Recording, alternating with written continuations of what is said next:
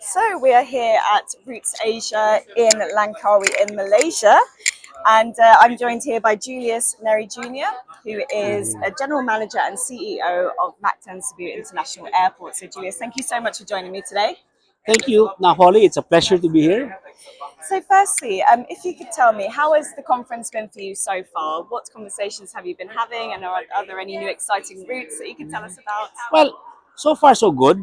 We are touching base with the airlines who used to fly to Cebu, but have not been flying since the pandemic. So we're trying to restart a lot of new routes, as well as develop old routes, rather restart some old routes, as well as develop some new routes. So far, we're trying to restart the Chinese market. The Chinese used to be the number two, uh, best number two tourists who would come to Cebu. Um, right now, we only have one flight, one airline from China, a couple of times a week. So I see. So who was your biggest market then? our biggest market is Korea at Korea. the moment. Okay, then yes. Yes. And how is the rebuilding of your routes going? How many did you have prior to the pandemic, and how many have you got right now? Well, right now, in terms of, let me talk about the passenger volumes. In terms of domestic passenger volumes, we are over 90% already, which is actually good. We would have reached 100%, except for the Neo engine issues from Airbus. So that has kept us below 100%. For international routes, we are still at about 70%. And the biggest challenge there is that we only have one airline right now from China, as opposed to, I think, six or seven pre-pandemic. Um, Another issue we have is we used to fly to four or five cities in Japan. Now we're only flying to Narita. And the challenge there is the lack of ground handlers to handle flights in Japan.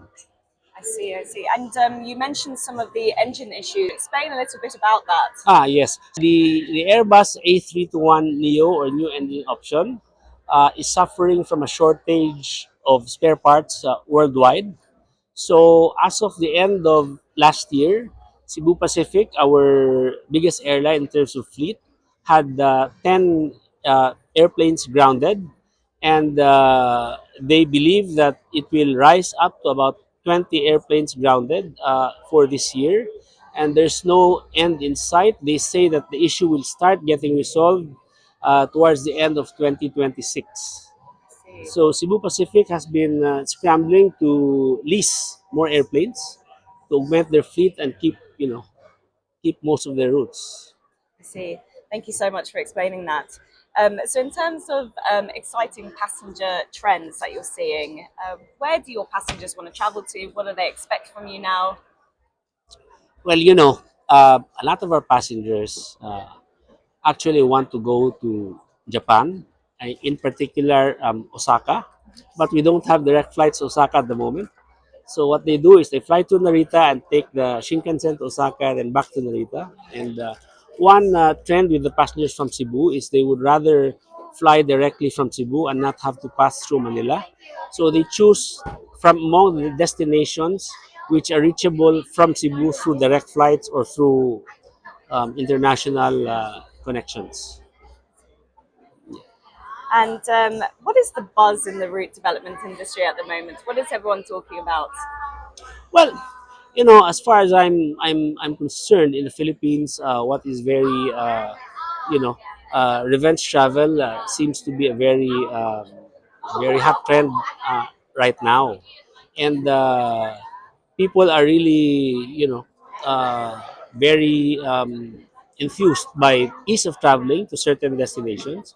So for as long as it's easy to get a visa or there's no visa required, and there are direct flights from Cebu, then the people in Cebu would love to travel.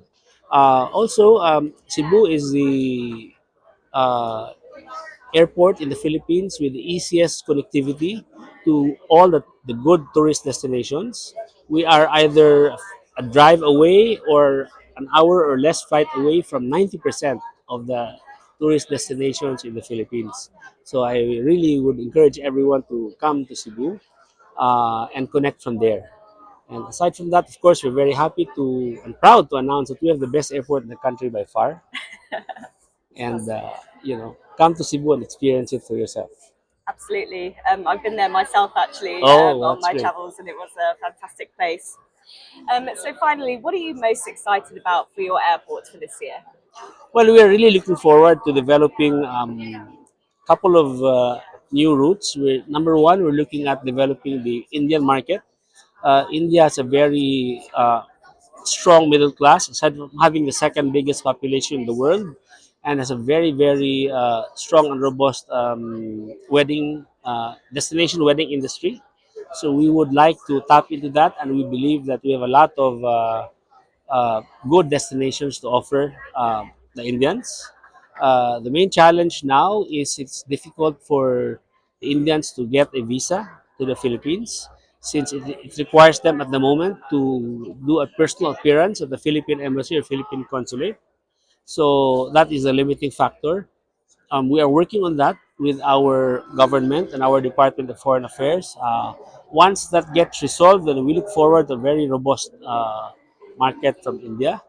We're also trying to get back the Chinese market we used to have, and we have the same issue, which is the visa issue. Obviously, we want to solve that as well. Those two markets are key for us, and if we are able to resolve the visa issue this year, then we expect these markets to really grow exponentially.